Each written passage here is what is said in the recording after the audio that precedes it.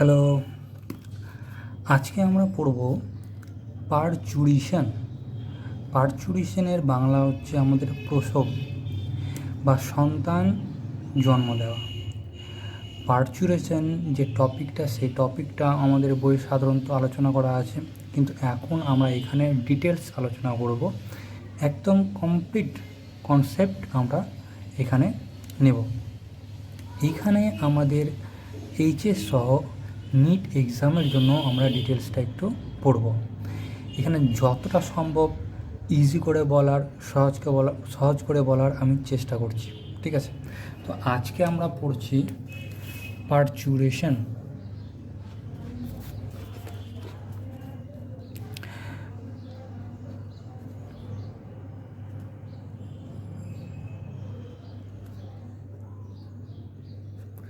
পারচুরেশন, এই পারচুরেশনের বাংলা হচ্ছে আমাদের প্রসব।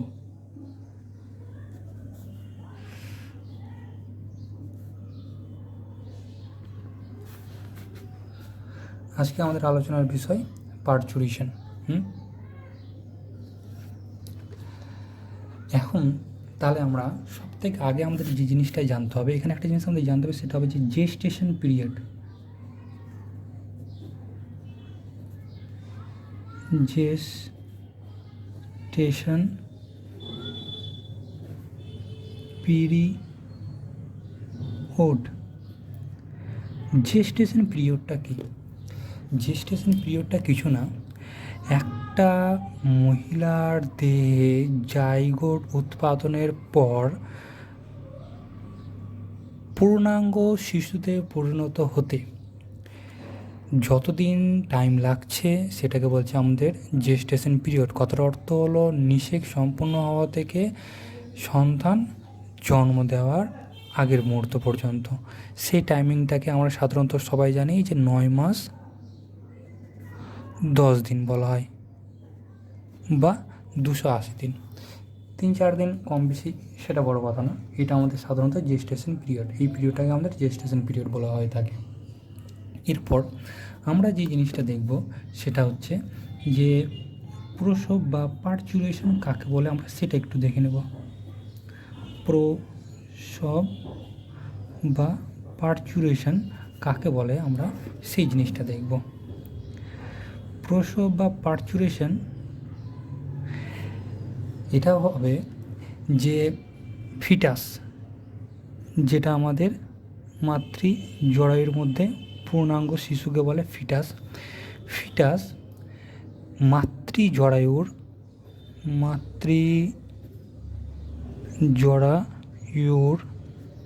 মায়োমেট্রিয়ামের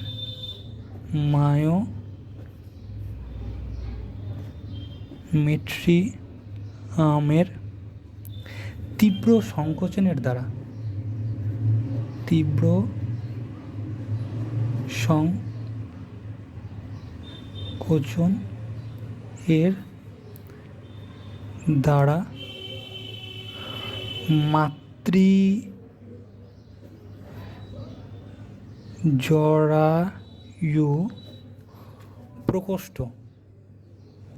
মাতৃ জরায়ু প্রকোষ্ঠ থেকে বেরিয়ে আসাকেই আমরা বলবো প্রসব। তো প্রসব খুব ইজি একটা জিনিস। মাতৃ জরায়ুর গর্ভে আমাদের ফিটাস তৈরি হয়। সেই ফিটাস পরিণত হয়ে গেলে মাতৃ জরায়ুর প্রাচীরের 3টে স্তর থাকে। মিডিল স্তর, যেটাকে মায়োমেট্রিয়াম বলে, মায়োমেট্রিয়াম তীব্র হারে সংকোচন হয়, তার ফলে মাতৃ জরায়ু থেকে ফিটাসটা মাতৃদেহে থেকে বেরিয়ে আসে। এই ঘটনাটাকে আমাদের বলে প্রসব। এরপর আমরা আরেকটা জিনিস জানবো যে এই যে প্রসব বা পারচুরেশন, এই প্রক্রিয়াটি অত্যন্ত জটিল প্রক্রিয়া, এবং এই প্রক্রিয়ায় অংশগ্রহণ করে আমাদের দেহে থাকা স্নায়ুতন্ত্র এবং অন্তঃক্ষরা গ্রন্থিতন্ত্র। কথার অর্থ হলো স্নায়ুতন্ত্র বলতে যতগুলো নিউরন আমাদের দেহের মধ্যে আছে, সেই নিউরনের তৈরি তন্ত্র এবং যতগুলো গ্রন্থি আমাদের হরমোন করে, সেই সমস্ত গ্রন্থি একত্রে এই পারচুরেশন প্রসেসটাকে নিয়ন্ত্রণ করে। তাই জন্য এই প্রসেসটাকে আমাদের বলা হয়ে থাকে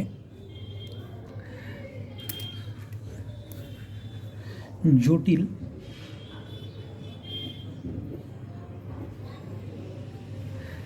নিউরো এন্ডোক্রাইন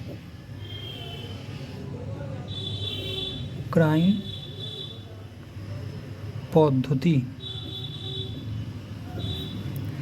যেহেতু এই প্রসেসটা আমাদের স্নায়ুতন্ত্র, ওই জন্য বলছে আমাদের নিউরন এবং আমাদের দেহের মধ্যে অন্তঃক্ষরা গ্রন্থিতন্ত্র, যেটাকে আমাদের বলতে এন্ডোক্রাইন। স্নায়ুতন্ত্র এবং এন্ডোক্রাইন বা অন্তঃক্ষরা গ্রন্থিতন্ত্র, যেটা এই তন্ত্রগুলো আমাদের হরমোন করে, তারা দুইজনই আমাদের এই প্রক্রিয়া নিয়ন্ত্রণের জন্য কাজ করে। তার জন্য আমাদের এই প্রক্রিয়াটাকে বলা হয় নিউরো এন্ডোক্রাইন তন্ত্র। এই নিউরো এন্ডোক্রাইন তন্ত্র টার্মটা আমাদের ইউজ করেছে এনসিইআরটি, ঠিক আছে? তাই জন্য আমরা এই নিউরো এন্ডোক্রাইন তন্ত্রটা আলোচনা করলাম। এখানে কি হয়, জরায়ুর গহ্বরে ফিটাস যখন পরিণত হয়ে যায় তখন ফিটাস একটা সিগন্যাল পাঠায় স্নায়ুতন্ত্রের মাধ্যমে মাতৃ মস্তিষ্কে, ঠিক আছে? এবং মাতৃ মস্তিষ্কে থেকে আমাদের একটা হরমোন ক্ষরণ হয়, সেটাকে আমরা বলবো সাধারণত অক্সিটোসিন। সেই হরমোনটা এসে আমাদের জরায়ুর মায়োমেট্রিয়ামকে সংকোচন করে, ফলে জরায়ু সংকুচিত হয় এবং ভ্রূণটা দেহের বাইরে বেরিয়ে আসে। তার মানে এখানে আমাদের নিউরন এবং অন্তঃক্ষরা গ্রন্থিঘটিত হরমোন উভয়েই আমাদের অংশগ্রহণ করে। আরও আমাদের অনেক হরমোন এখানে অংশগ্রহণ করে, আমরা এখনই ধীরে ধীরে আলোচনা করছি। তো আমাদের এই পার্চুরেশনটাকে জটিল নিউরো এন্ডোক্রাইন পদ্ধতিও এই জন্যই বলে, ঠিক আছে? এরপর আমরা আলোচনা করব পার্চুরেশন পদ্ধতি।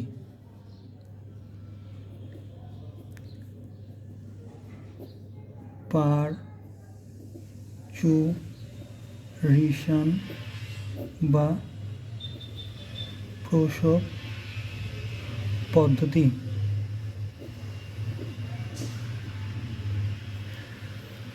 এই যে পার্চুরেশন বা প্রসব পদ্ধতি, এই পদ্ধতিটা আমাদের একটু সচেতনভাবে দেখতে হবে এবং খেয়াল রাখতে হবে, ঠিক আছে? আমরা এখনই এটা আলোচনা করতে শুরু করছি। এখানে আমরা একটা জিনিস আলোচনা করব, এই যে পার্চুরেশন বা প্রসব পদ্ধতির মধ্যে আমাদের তিনটে পার্ট বা তিনটে অংশগ্রহণ করে থাকে। সেই অংশগুলো কী কী? একটা হচ্ছে আমাদের ফিটাস, পার্চুরেশনে ফিটাস অংশগ্রহণ করে। তারপর আমাদের যে অংশটা আছে সেটা হচ্ছে প্লাসেন্টা।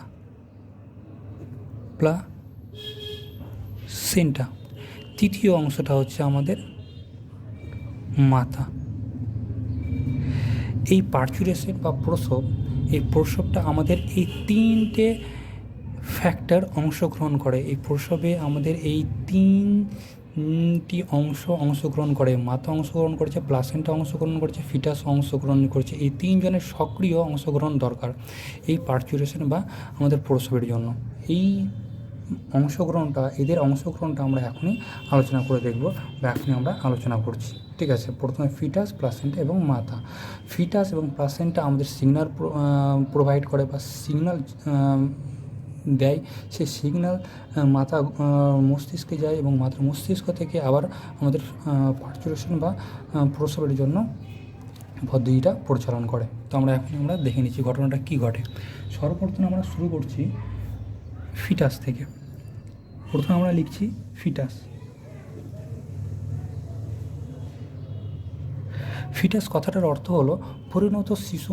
পরিণত শিশু বলতে আমাদের জরায়ুর মধ্যে যে ভ্রূণটা পরিণত হয়ে গেছে 9 মাস, মোটামুটি 10 দিনের কাছাকাছি চলে এসছে, ঠিক জন্মের 1 সপ্তাহ আগে। তো আমাদের এই শিশুটাকে বলে পরিণত শিশু বা ফিটাস। এই ফিটাসটা মোটামুটি জেস্টেশন পিরিয়ড হয়ে গেলে আকারে বাড়তে থাকে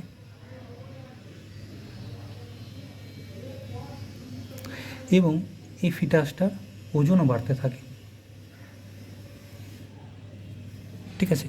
ফিটাসটা যখনই পরিণত হয়ে যাচ্ছে, এরপর যদি ওই জরায়ুর গহ্বরে থাকে তাহলে কি ওর আকার বাড়বে, ওজন বাড়বে, তো আর ওর ওই জরায়ু গহ্বরের মধ্যে থাকাটা সম্ভব হবে না। তখন ফিটাস কী করে? তখন ফিটাস ওর নিজের দেহে থাকা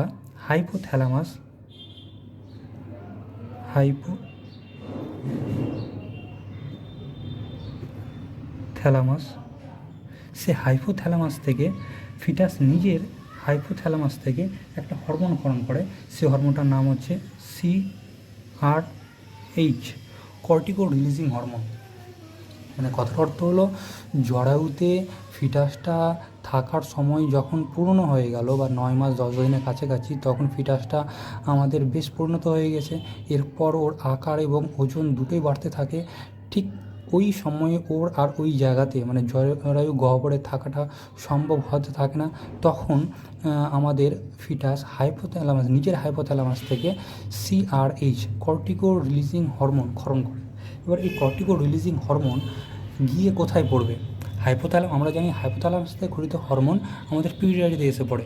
তো এই ফিটাস নিজের হাইপোথ্যালামাস থেকে যে হরমোনটা ক্ষরণ করলো CRH, সেই CRHটা ফিটাসের পিউটারির উপর গিয়ে পড়বে। ঠিক আছে, তো এরপরে আমরা লিখব ঠিক এই জিনিসটা, যে ফিটাসের এই ক্ষরিত হওয়া হাইপোথ্যালামাস থেকে CRH হরমোনটি গিয়ে পড়বে অগ্র পিটুইটারিতে।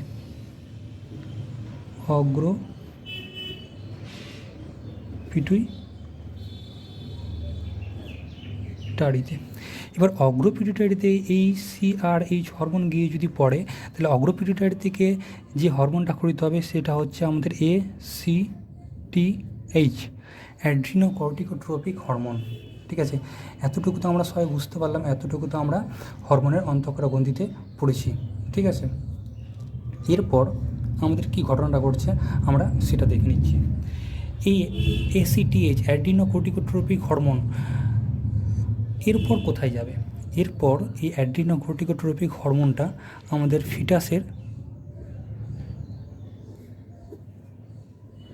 ফিটাসের কিডনির উপর যে অ্যাড্রিনাল গ্রন্থি, সেই অ্যাড্রিনাল গ্রন্থির কর্টেক্সের উপর গিয়ে পড়বে।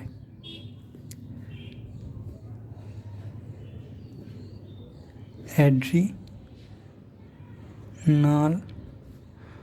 গ্রন্থির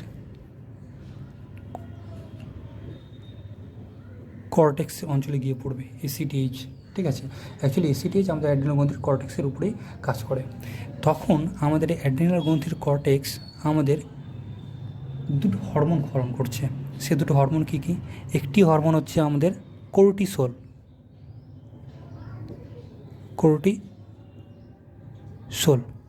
ও আরেকটা হরমোন ক্ষরণ করছে, সে হরমোনটার নাম হচ্ছে DHEAS, ডাইহাইড্রোএপিঅ্যান্ডোস্টেরন। এই হরমোনটাকে বলা হয় ডাইহাইড্রোএপিঅ্যান্ডোস্টেরন।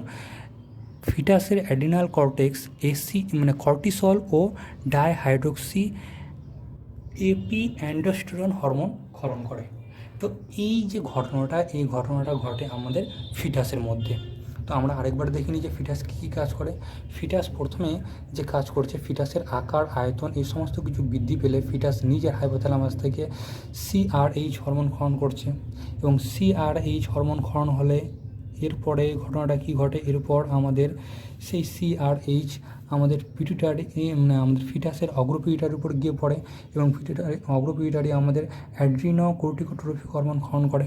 ঠিক আছে, এবার অ্যাড্রিনোকর্টিকোট্রপিক হরমোনটা নির্গত হয়ে আমাদের ফিটাসের অ্যাড্রিনাল কর্টেক্সের উপর গিয়ে পড়ে, এবং অ্যাড্রিনাল কর্টেক্স আমাদের কর্টিসল ও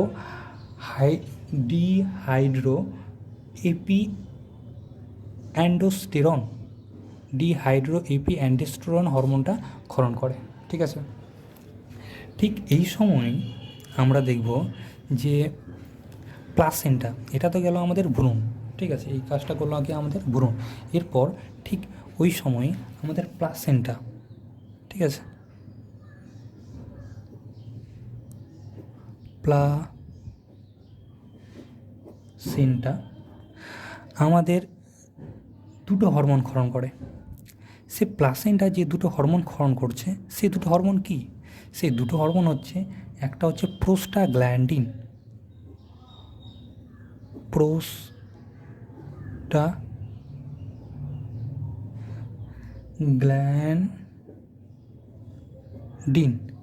ও আরেকটা যে হরমোন ক্ষরণ করছে সে হরমোনটা হয়ে যাচ্ছে আমাদের CRH, কর্টিকো রিলিজিং হরমোন। এটা আবার দ্বিতীয়বার ক্ষরিত হচ্ছে। প্রথমবার এই হরমোনটা ক্ষরিত হয়েছিল আমাদের ফিটাসের হাইপোথ্যালামাস থেকে। দ্বিতীয়বার ক্ষরিত করছে এটাকে আমাদের প্লাসেন্টা প্রোস্টাগ্ল্যান্ডিন এবং CRH, এই দুটো হরমোন ক্ষরণ করছে।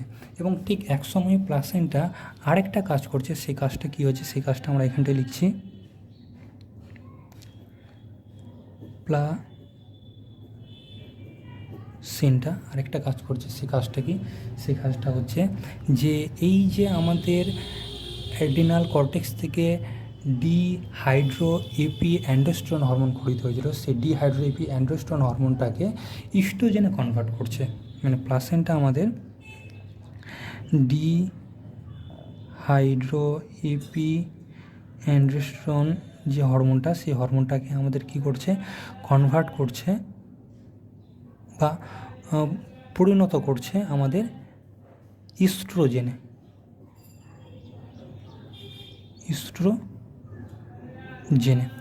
এটা হচ্ছে প্লাসেন্টার দ্বিতীয় কাজ।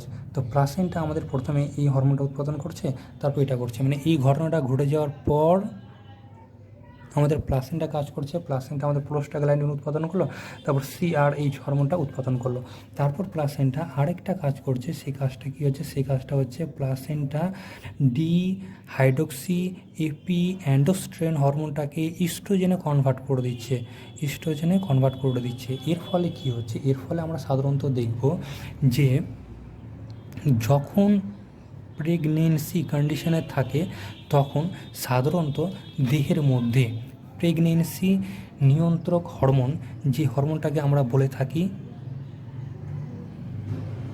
প্রোজেস্টেরন, যেটাকে আমরা সংক্ষেপে PG দিয়ে লিখলাম, ঠিক আছে, এর সঙ্গে আমাদের কাজ করে ইস্ট্রোজেন, সেটাকে আমরা E2 দিয়ে লিখে রাখছি, মানে সংক্ষেপে লিখছি। এটা কি হয়, প্রোজেস্টেরনের মাত্রাটা বেশি থাকে আর ইস্ট্রোজেনের মাত্রাটা কম থাকে, ঠিক আছে। যখন গর্ভে ধারণ করে বা গর্ভধারণের আমাদের সময়কাল চলে, তখন গর্ভে সন্তানটার যেন কোনো রকম পরিবর্তন না হয়, আর কোনো রকম কষ্ট না হয়, ক্ষতি না হয়, তাই জন্য প্রোজেস্টেরনের মাত্রাটা বেশি থাকে, ইস্ট্রোজেনের মাত্রাটা কম থাকে। প্রোজেস্টেরন এর মাত্রা বেশি থাকার কারণ হলো যে প্রোজেস্টেরন জরায়ুর যে প্রাচীর, সে প্রাচীরের মধ্যে প্রসারণতা বা রিল্যাক্সিং অবস্থা মেনটেন করবে, ঠিক আছে। কোনো কারণে যদি প্রোজেস্টেরনের পরিমাণ কমে যায়, তাহলে জরায়ুর প্রাচীরের সংকোচন বেড়ে যাবে, তো তখন প্রোজেস্টেরনের মাত্রা কী থাকে, বেশি থাকে। এখন আমরা এই জায়গাটাতে কি দেখতে পাচ্ছি, এইটা আমাদের প্রেগনেন্সি অবস্থায় ছিল, প্রোজেস্টেরন নিয়ন্ত্রণ করতে, তাই জন্য প্রোজেস্টেরনকে সাধারণত প্রেগনেন্সি হরমোনও বলা হয়। এখন প্লাসেন্টা ইস্ট্রোজেনের মাত্রা বৃদ্ধি করায় বা প্লাসেন্টা ডিহাইড্রো এপিঅ্যান্ড্রোস্টেরনকে আমাদের ইস্ট্রোজেনে কনভার্ট করে দেওয়ার জন্য এখন যে ঘটনাটা ঘটছে সেটা হচ্ছে প্রোজেস্টেরনের মাত্রা কমে যাচ্ছে এবং ইস্ট্রোজেনের মাত্রা কী হচ্ছে, আমাদের বেড়ে যাচ্ছে। তাই জন্য আমরা এখন যেটা গ্রাফ দেখতে পাবো, সেই গ্রাফটা এরকম যে প্রোজেস্টেরনের মাত্রা কী হচ্ছে, কমে যাচ্ছে এবং ইস্ট্রোজেন বা E2 যেটা, সেই ইস্ট্রোজেনের মাত্রাটা কী হচ্ছে, বেড়ে যাচ্ছে, ঠিক আছে। এই যে প্রোজেস্টেরনের মাত্রা কমে যাচ্ছে এবং ইস্ট্রোজেনের মাত্রা বেড়ে যাচ্ছে, এর ফলে কী হচ্ছে, এর ফলে আমাদের এখানে দুটো ঘটনা ঘটবে। সেই দুটো ঘটনা কি, প্রোজেস্টেরন বেশি মাত্রায় থাকলে জরায়ুর প্রাচীর প্রসারণ অবস্থায় বা নরম অবস্থায় এবং রিল্যাক্সের মতন অবস্থায় থাকতো, কিন্তু যেহেতু প্রসারণের মাত্রা কমে যাচ্ছে, ইস্ট্রোজেনের মাত্রা বেড়ে যাচ্ছে, তাই জন্য জরায়ুর প্রাচীরটা এবার সংকোচন হওয়া শুরু করছে। 1 নম্বর, ইস্ট্রোজেনের মাত্রা বেড়ে যাওয়ার জন্য যে ঘটনাটা হয়, সেই ঘটনাটা হচ্ছে যে জরায়ুর মায়োমেট্রিয়াম বা জরায়ুর প্রাচীর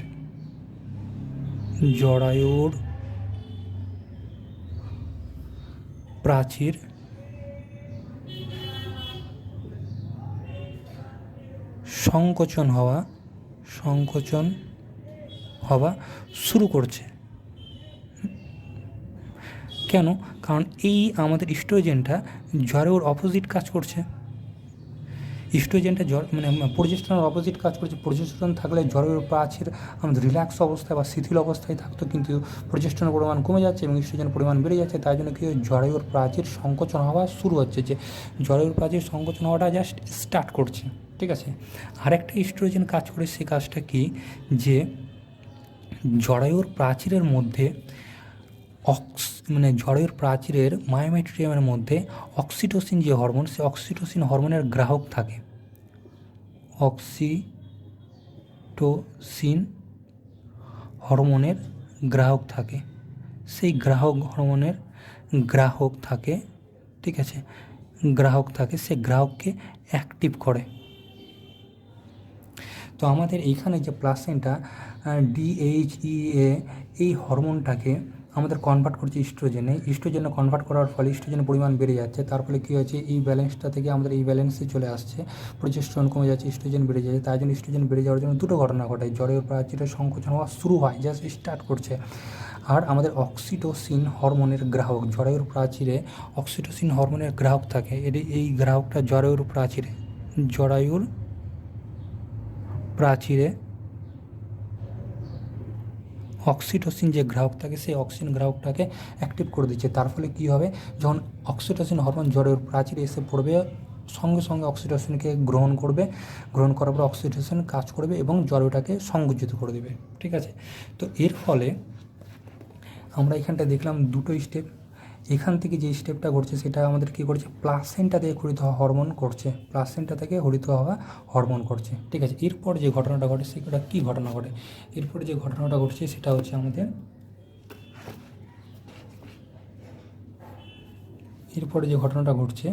হচ্ছে পশ্চাৎ পিটুইটারি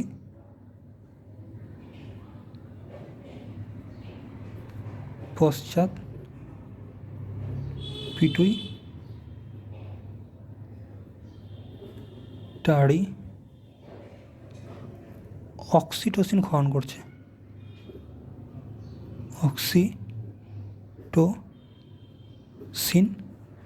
ক্ষরণ করছে,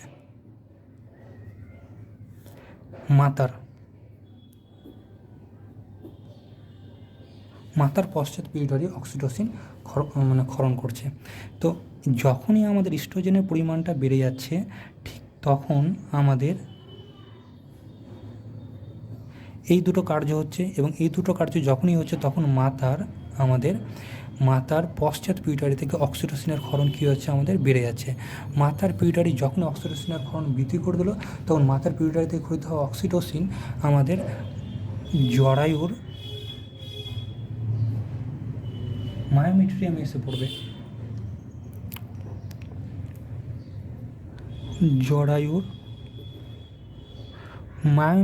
এসে পড়বে। এবং মায়োমেট্রিয়াম তীব্র সংকোচন দেখা দেবে,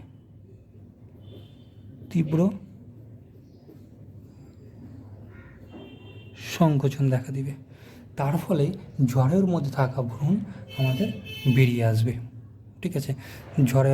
ভ্রূণ আমাদের মাতৃদেহ থেকে বেরিয়ে আসবে এবং প্রসব ঘটবে বা পার্চুরেশন ঘটবে, ঠিক আছে। তো এইখানে আমাদের যে জিনিসটা আমরা দেখলাম পার্চুরেশন পদ্ধতিটা, সেই পার্চুরেশন পদ্ধতিটা আমরা খুব ভালোভাবে মনে রাখার চেষ্টা করব, ঠিক আছে। এই যে দেখলাম আমাদের এখানে পার্চুরেশন বা প্রসব পদ্ধতি, সর্বপ্রথম আমাদের এই পার্চুরেশনে আমাদের ফিটাস অংশগ্রহণ করছে, প্লাসেন্টা অংশগ্রহণ করছে এবং মাথা অংশগ্রহণ করছে, ঠিক আছে। সর্বপ্রথম আমরা এখানটায় দেখতে পাচ্ছি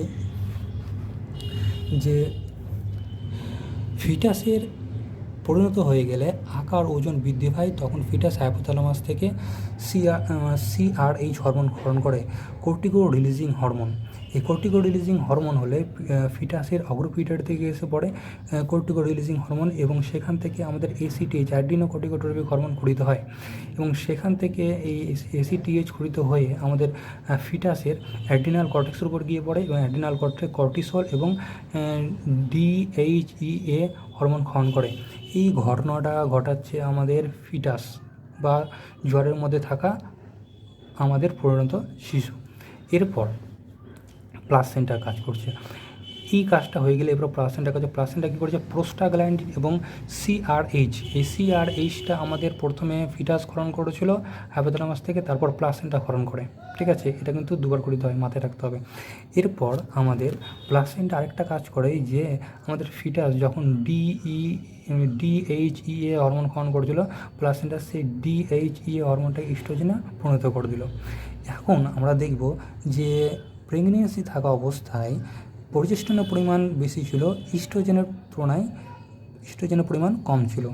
এখন যেহেতু এই ডিএইচইএ হরমোনটাকে প্লাসেন্টা ইস্ট্রোজেনে কনভার্ট করে দিল, তাই জন্য আমাদের ইস্ট্রোজেনের মাত্রা বেড়ে গেল, প্রজেস্টেরনের মাত্রা কী হলো, কমে গেল। এই ইস্ট্রোজেনের মাত্রা বেড়ে যাওয়ার জন্য আমাদের দুটো ছোট ঘটনা ঘটে, আমরা সেটা ছোট করে লিখেছি। একটা হচ্ছে জরায়ুর প্রাচীরের সংকোচন শুরু হয়ে যায়। কেন? প্রজেস্টেরন জরায়ুর প্রাচীরকে সংকোচন করতে দেয় না, জরায়ুর প্রাচীরকে রিল্যাক্স অবস্থায় রাখে। কেন? কারণ ওর ভিতরে যে সন্তানটা আছে বা প্লাসেন্টা আছে সেগুলোর মধ্যে রক্ত সরবরাহ সঠিকভাবে, পুষ্টি সরবরাহ পরিবাহিত এবং ওদেরকে ধারণ করে রাখতে পারে, তাই জন্য। এবার যখনই আমাদের ইস্ট্রোজেন পরিমাণ কমে যাচ্ছে, প্রজেস্টেরন পরিমাণ বেড়ে যাচ্ছে, তো ইস্ট্রোজেন নিজের কাজটা করতে পারছে না, তার মানে জরায়ুর প্রাচীরটা আমাদের সংকোচন হওয়া শুরু হয়ে যাচ্ছে। এবং জরায়ুর প্রাচীরে যেন অক্সিটোসিন গ্রাহক থাকে, সেই অক্সিটোসিন গ্রাহকগুলোকে আমাদের উদ্দীপ্ত করে দিচ্ছে এই ইস্ট্রোজেন।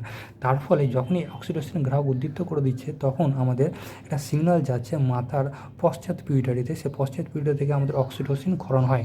এই অক্সিটোসিনই মেন রোল পালন করছে সন্তান প্রসবের জন্য, কারণ অক্সিটোসিন বেশি মাত্রায় ক্ষরণ হলে জরায়ু দ্রুত সংকোচন ঘটবে এবং সন্তান প্রসব হতে খুবই সুবিধা হবে। সন্তান প্রসবের জন্য মেন যে হরমোন সেটা হচ্ছে অক্সিটোসিন। এই অক্সিটোসিন জরায়ু সংকোচনে মেন কাজ করে। অক্সিটোসিন ক্ষরণ হলে সে অক্সিটোসিন জরায়ুর মায়োমেট্রিয়াম এসে পড়ে এবং মায়োমেট্রিয়াম তীব্র সংকোচন দেখা দেয়, তখন কী হয়, সন্তান জন্মগ্রহণ করে, যেটাকে আমরা সাধারণত প্রসব বলছি। তো এই ঘটনাটা ঘটে থাকে আমাদের পার্চুরেশন বা আমাদের সন্তান জন্ম বা প্রসবের সময়। এখানে আমরা একটা জিনিস দেখব যে অক্সিটোসিনের আমাদের পজিটিভ ফিডব্যাক দেখা যায়। অক্সিটোসিনের পজিটিভ ফিডব্যাক কথাটার অর্থ কী? আমরা একটা জিনিস দেখেছি যে অক্সিটোসিন সংকোচন হলে আমাদের জরায়ুর ভিতর থেকে সন্তানটা বেরিয়ে আসবে মাতার দেহ থেকে।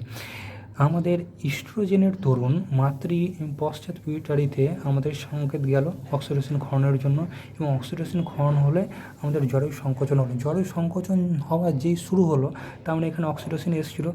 এবার অক্সিটোসিন এসে জরায়ু সংকোচন করলো, এবার এইখানে আরও অক্সিডেশনের প্রয়োজন আছে, তাই জন্য এখান থেকে একটা সিগন্যাল আসবে। সেই সিগন্যালটাকে আমাদের বলে পজিটিভ ফিডব্যাক, কারণ এই চাইছে যে আরও দ্রুত যেন অক্সিটোসিন ক্ষরণ হয়। কারণ মাতৃদেহ থেকে যখন সন্তান জন্ম নেয়, তখন যে জরায়ুর সংকোচন, তার ফলে যখন সন্তান যোনিপথ দিয়ে বেরিয়ে আসে, তখন তীব্র প্রচণ্ড ব্যথা অনুভব হয় দেহের মধ্যে। তো সেই ব্যথাটা অসহ্য, অতুলনীয়, ওই রকম ব্যথা সহ্যর বাইরে। তো সেই ঘটনাটা যেন খুবই দ্রুত হয়, তাই জন্য আমাদের আবার এখান থেকে সিগন্যাল আসে যে আরও যেন আমাদের অক্সিটোসিন দ্রুত ক্ষরণ করে পশ্চাৎ পিউটারি। ঠিক আছে, এই যে আরও অক্সিটোসিন যেন দ্রুত পশ্চাৎ পিউটারি ক্ষরণ করে, এই ঘটনাটাকে আমাদের বলা হয় পজিটিভ ফিডব্যাক। এটাকে আমাদের বলে পজিটিভ ফিডব্যাক। ঠিক আছে, সাধারণত কী হয়, আমাদের হরমোনের প্রয়োজন হলে হরমোন ক্ষরিত হয়ে গেল, হরমোন ক্ষরিত হয়ে যাওয়ার পর তারপর সে হরমোন ক্ষরণ বন্ধ করতে হয়, সেটাকে বলে আমাদের নেগেটিভ ফিডব্যাক। কিন্তু এই পশ্চাৎ পিউটারি অক্সিটোসিন ক্ষরণ করা শুরু করলো, জরায়ু সংকোচন হতে শুরু করলো। জরায়ু সংকোচন হতে যেই শুরু করলো, তখন আরও দ্রুত ইন্ডিকেট পাঠায় যে এখানে আরও বেশি মাত্রায় আমাদের অক্সিটোসিন প্রয়োজন, কারণ এই কাজটা যেন খুব দ্রুত হয়ে যায়। তাই জন্য এইখানে অক্সিটোসিন থাকা সত্ত্বেও যখন আরও অক্সিটোসিনের প্রয়োজন, এই যে আমাদের প্রয়োজন, এই প্রয়োজনের জন্য যে আমাদের সংকেত পাঠাচ্ছে, এটাকে আমরা বলছি পজিটিভ ফিডব্যাক। ঠিক আছে, যদি এখানে আমাদের অক্সিটোসিনের মাত্রা প্রচুর থাকতো, তারপর বলতো যে আর অক্সিটোসিন লাগবে না, তখন সেটাকে বলতো নেগেটিভ ফিডব্যাক। কিন্তু এখানে অক্সিটোসিনের মাত্রা থাকা সত্ত্বেও আরও বলছে যে আমাদের আরও বেশি মাত্রায় অক্সিটোসিন প্রয়োজন, তাই জন্য আমাদের এখান থেকে আবার একটা কী দিচ্ছে, সিগন্যাল দিচ্ছে যেন বেশি অক্সিটোসিন ক্ষরণ করা হয় পশ্চাৎ পিউটারি থেকে। ওই জন্য এটাকে বলছে আমাদের পজিটিভ ফিডব্যাক। এই ঘটনাটা হচ্ছে আমাদের পার্চুরেশনের সাধারণ পদ্ধতি বা মেকানিজম। ঠিক আছে, এটা আমরা পড়লাম। এরপর আমরা আরেকটা জিনিস দেখবো, একটা ধাপ দেখবো। সেই ধাপটা কি, এখানে আমরা দেখলাম যে পার্চুরেশন বা প্রসব, জেস্টেশনের পিরিয়ড, পার্চুরেশন কাকে বলে, নিউরো এন্ডোক্রাইন পদ্ধতি এবং পার্চুরেশন পদ্ধতি। পার্চুরেশনের মধ্যে আমাদের তিনটে অংশ পার্টিসিপেট করেছে, একটা হচ্ছে ফিটাস, একটা হচ্ছে প্লাসেন্টা, একটা হচ্ছে মাতৃ। এরপর আমরা দেখব আরেকটা পার্ট, সেটা হচ্ছে যে পার্চুরেশন বা প্রসব, এই পদ্ধতিটা সাধারণত আমাদের তিনটে দশায় বিভক্ত। এই পার্চুরেশন পদ্ধতিটা সাধারণত আমাদের তিনটে দশায় বিভক্ত। এটা আমরা টোটাল মেকানিজম দেখলাম। এখন আমরা যেটা দেখব সেটা হচ্ছে পার্চুরেশন দশাটা বা সন্তান জন্ম দেওয়া দশাটা তিনটি ভাগ বিভক্ত। পার্চুরেশন দশা তিনটি ভাগে বিভক্ত, তিনটি ভাগে বিভক্ত। পার্চুরেশন দশা, এই পার্চুরেশন দশাটাকে আমরা সাধারণত তিনটে ভাগে বিভক্ত করছি। ঠিক আছে, একটু আমাদের লাইটের প্রবলেম হয়ে যায় মাঝে মধ্যে ক্যামেরায়, ঠিক আছে, তবুও লেখাটা যেন একদম স্পষ্ট বোঝা যায় সেটাই চেষ্টা করছি। আমাদের এই পার্চুরেশন দশাটাকে তিনটে ভাগে বিভক্ত করছি। এই যে দশাটা আমরা মেকানিজম যেটা বললাম, সেই মেকানিজমটাকে আমাদের তিনটে ভাগে বিভক্ত করছি। সেই তিনটে ভাগ কী, প্রথম যে ভাগটা আসছে সেই ভাগটাকে বলে আমাদের প্রসারণ দশা। প্রসারণ দশা বলছি, প্রসারণ দশাটা কী বা প্রসারণ দশা কোনটা? জরায়ু গহ্বরে ফিটাস অবস্থান করছে বা ফিটাস আজ পরিণত হয়ে যাচ্ছে, এবং জরায়ুর অগ্রভাগে আমাদের থাকে সার্ভিক্স, এবং সার্ভিক্সের অগ্রভাগে যে অংশটা থাকে সেটাকে বলে আমাদের যোনিপথ।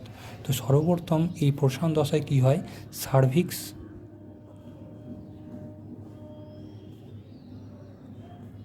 ও যোনিপথ প্রসারিত হয়।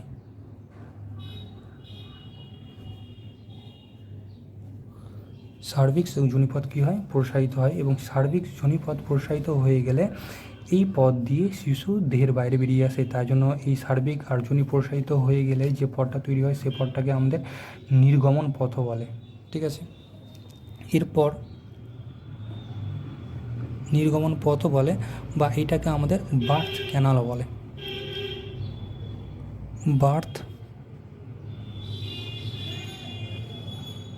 ক্যানাল বলে। এরপর যে ঘটনাটা ঘটে সেটা কি, বলছে ডিম্বাশয় থেকে বা প্লাসেন্টা থেকে আমাদের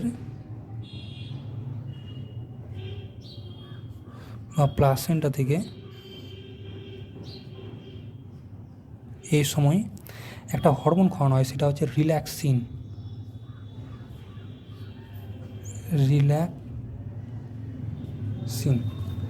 ডিম্বাশয় প্লাসেন্টাতে একটা হরমোন খাওয়ানো হচ্ছে, সেটা হচ্ছে রিল্যাক্সিন। রিল্যাক্সিনটা কী করে, আমাদের সার্ভিক্স বা যোনিপথ প্রসারিত হতে সাহায্য করছে, এবং আমাদের ওই পেলভিক অঞ্চলে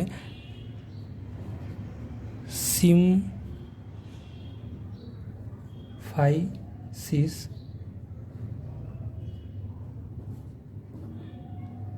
পিউবিক লিগামেন্ট থাকে, এটাকেও আমাদের কি করে, প্রসারিত করে। তার ফলে কী হবে, শিশুর দেহের বাইরে বেরিয়ে আসা সুবিধা হবে। ঠিক এই সময় যখন আমাদের এই যোনিপথ বা সার্ভিক্স বা সিমফাইসিস লিগামেন্ট রিল্যাক্সিন হরমোনের দ্বারা প্রসারিত হচ্ছে, জায়গাটা আমাদের বড় হচ্ছে, বার্থ ক্যানালটা বড় হচ্ছে, ঠিক ওই সময় আমাদের জরায়ুর প্রাচীর, যেটাকে মায়োমেট্রিয়াম বলে, প্রচণ্ড আমাদের চাপ সৃষ্টি করে। তাই জন্য আমাদের শিশুকে ঘিরে থাকা যে অ্যামনিওটিক থলি, সেই অ্যামনিওটিক থলির বিদীর্ণ হয় বা অ্যামনিওটিক থলিটা ফেটে যায়। অ্যামনিওটিক থলি বিদীর্ণ হয়। ঠিক আছে। তার ফলে কী হয়, অ্যামনিওটিক তরলটা বেরিয়ে আসে। এবার এই অ্যামনিওটিক তরল বেরিয়ে আসার জন্য ওই জায়গাটা আমাদের যথেষ্ট পিচ্ছিল হয়, তার ফলে আমাদের সন্তান প্রসবের সুবিধা হয়ে পড়ে। এটা হচ্ছে আমাদের প্রসারণ দশা। প্রসারণ দশায় মাথায় রাখবো যে সার্ভিক্স ও যোনিপথ প্রসারিত হয়, বার্থ ক্যানাল তৈরি করে, সেই সময় আমাদের রিল্যাক্সিন হরমোন ক্ষরণ করে। রিল্যাক্সিন হরমোন এই দুটো পথ প্রসারণ করতে সাহায্য করে এবং সিমফাইসিস পিউবিক লিগামেন্ট, যেটা আমাদের পেলভিক অঞ্চলে থাকে, সেই সিমফাইসিস পিউবিক লিগামেন্টটাকেও আমাদের প্রসারিত করে এবং ঠিক ওই সময় আমাদের জরায়ুর প্রাচীরের চাপের জন্য অ্যামনিওটিক থলিটা বিদীর্ণ হয়ে যায় এবং অ্যামনিওটিক তরল বেরিয়ে আসে। এরপর আমাদের দ্বিতীয় দশাটা দেখব। দ্বিতীয় দশাটাকে বলে আমাদের নির্গমন দশা। এটাকে আমরা বি দিয়ে চিহ্নিত করছি, নির্গমন দশা। নির্গমন দশা বলতে এই দশায় ভ্রূণ বলাটা ঠিক না, ফিটাস, ঠিক আছে, ফিটাস মাতৃ জরায়ু থেকে বেরিয়ে আসে। মানে ফিটাস বার্থ ক্যানাল বা নির্গমন পথ দিয়ে, বার্থ ক্যানাল বা নির্গমন পথ দিয়ে মাতৃ জরায়ু থেকে বেরিয়ে আসে।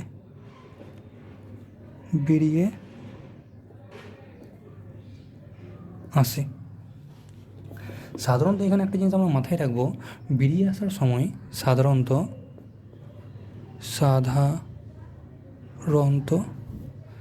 ফিটাসের মস্তক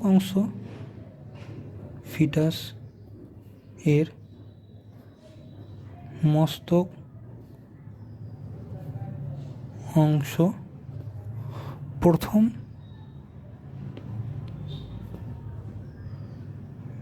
বের হয়। এটা সাধারণ ঘটনা।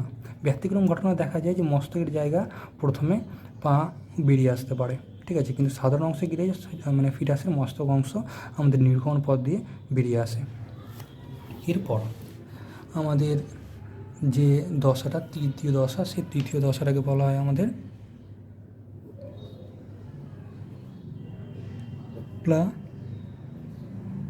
প্লাসেন্টাল দশা। প্লাসেন্টাল দশাটা কি? প্লাসেন্টাল দশাটা ঘটে প্রসবের 10 মিনিট পর। প্রসবের 10 থেকে 15 মিনিট পর, ঠিক আছে, জরায়ু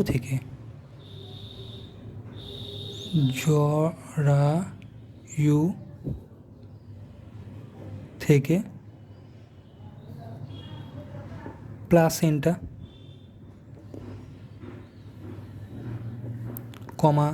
অ্যাম্বাইলিকড, অ্যাম্বিলিকাল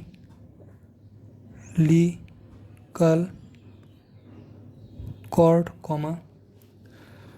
ভ্রূণীয় পর্দা, ভ্রূণকে যে পর্দাগুলো ঘিরে রেখেছিল, ভ্রূণীয় পর্দা বেরিয়ে আসে।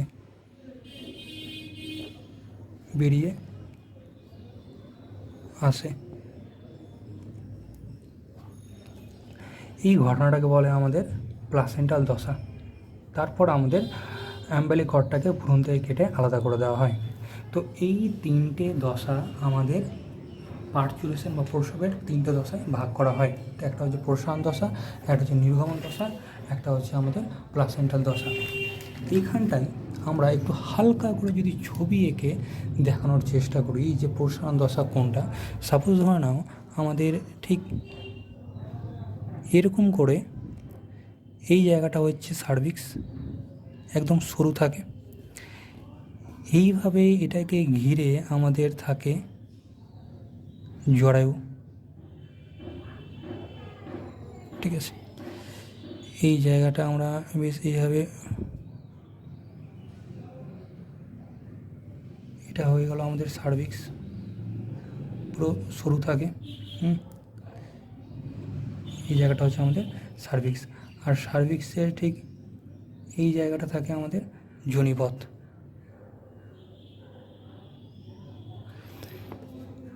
এবার এর মধ্যে আমরা সাধারণত পেয়ে থাকি ফিটাস বা ভ্রূণ। ভ্রূণের মস্তকটা ঠিক সার্ভিক্সের অংশের দিকে হয়ে থাকে, ঠিক আছে। এটাকে আমরা ঠিক এইভাবে ছবিতে আঁকা সম্ভব না, ঠিক আছে। এইভাবে মাতৃগর্ভের মধ্যে থাকলো,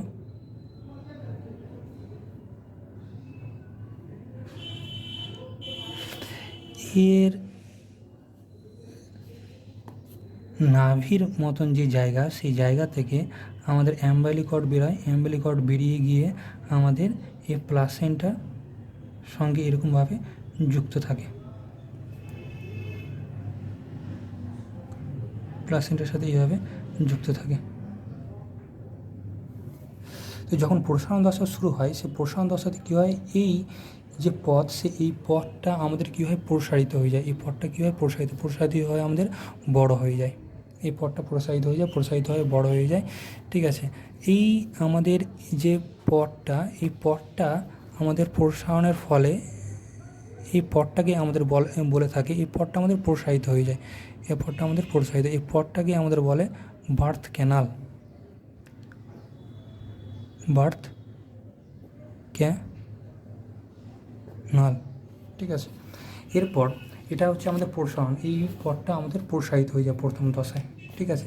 দ্বিতীয় দশায় কী হয়, নির্গমন। নির্গমনের সময় কেমন হয়, নির্গমনের সময় সাধারণত ছবিটা আমরা এরকমভাবে পাবো।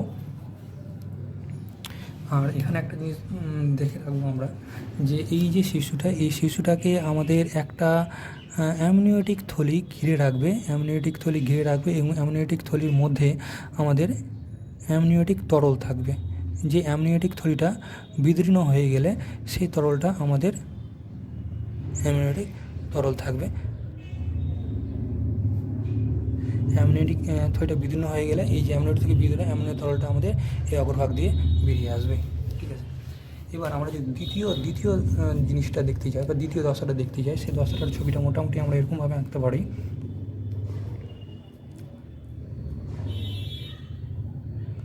ছবিটা অ্যাকচুয়ালি এক্স্যাক্ট তো আঁকা সম্ভব না, ঠিক আছে, কারণ তোমার তাহলে আর্টিস্ট লাগবে, ঠিক আছে। এখানে যতটা দেখানোর যাই আমরা ততটা দেখানোর চেষ্টা করছি বা সম্ভব। এই যে আমাদের জরায়ুর অগ্রভাগ, সেই জরায়ুর অগ্রভাগটা আমাদের কী হবে, প্রসারিত হয়ে যাবে, ঠিক আছে। প্রসারিত হয়ে গেলে আমাদের শিশু মস্তকটা ঠিক আমাদের এইটা দিয়ে এভাবে বেরিয়ে আসবে, ঠিক আছে। আর বাকি দেহের অংশটাও আমাদের আস্তে আস্তে বেরিয়ে আসবে।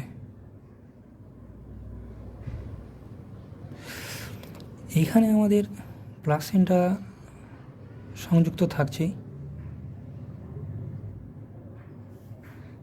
এখান থেকে আমাদের একটা নালীর মতন অংশ এই কেন্দ্রের সঙ্গে যুক্ত থাকছে, যেটাকে আমাদের প্লাসেন্টাল দশা বলছি। এটা অ্যাম্বালিকড বলছি, যেটা ভ্রূণের সঙ্গে আমাদের কেন্দ্রের মধ্যে যুক্ত হয়ে আছে।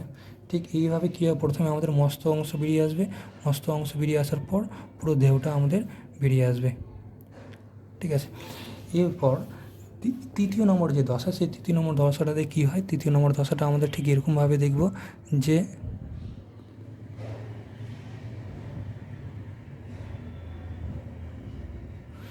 এটা জরায়ুর অগ্রভাগ,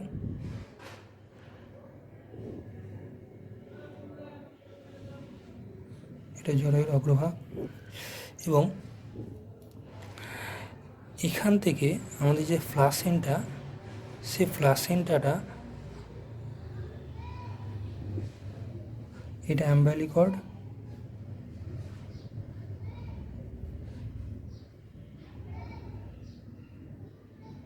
10 থেকে 15 মিনিট পর এই প্লাসেন্টাটা মাতৃদেহের জরায়ুর এই অংশ থেকে ছিন্ন বিচ্ছিন্ন হয়ে আমাদের দেহের বাইরে বেরিয়ে আসবে। প্লাসেন্টাটাও আমাদের বেরিয়ে আসবে। এটা অ্যাম্বিলিকর্ডটা কেটে দেওয়া হবে, অ্যাম্বিলিকর্ড প্লাসেন্টা দেহের বাইরে বেরিয়ে আসবে। এই ঘটনাটাকে বলছে আমাদের প্লাসেন্টার দশা। ঠিক আছে, তো এই তিনটে ছবি, এটা হচ্ছে প্লাসেন্টাল দশা, ভ্রূণ বেরানোর পর প্লাসেন্টা অ্যাম্বিলিকর্ড দেহের বাইরে বেরিয়ে আসবে।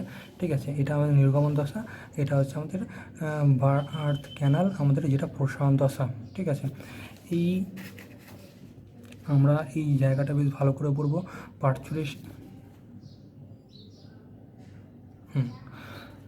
পার্চুরেশনের তিনটি দশা, প্রসারণ দশা মানে অগ্রভাগ আমাদের প্রসারিত করে, এই পয়েন্টগুলো মাথায় রাখবো। নির্গমন দশা, এই জায়গাটা আমাদের মস্তক প্রথমে নির্গত হয়, তারপরে বেরায়। সাধারণত মস্তকই হয়, কিছু কিছু ক্ষেত্রে ব্যতিক্রম পাটাও আগে বেরাতে পারে ভ্রূণের। তৃতীয় নম্বর হচ্ছে আমাদের ভ্রূণ বেরিয়ে যাওয়ার পর প্লাসেন্টাটা বেরিয়ে আসে, এটাকে প্লাসেন্টা দশা বলে। এইটা আমাদের আজকে পড়ার টপিক। যথেষ্ট চেষ্টা করলাম, তোমরা ভালোভাবে পড়বে। ঠিক আছে, বইয়ে সাধারণত এটাই পেয়ে থাকতে পারবে। ঠিক আছে, এবং আরও ভালো করে ডিটেলস পড়লে আমরা এই জায়গায় যেটা বললাম, প্রসব, জেস্টেশন, তারপরে আমাদের নিউরোক্রাইন, এটা কিন্তু আমাদের এনসিইআরটিতে উল্লেখ করা আছে। ঠিক আছে, এটা আমাদের এনসিইআরটি ফলো।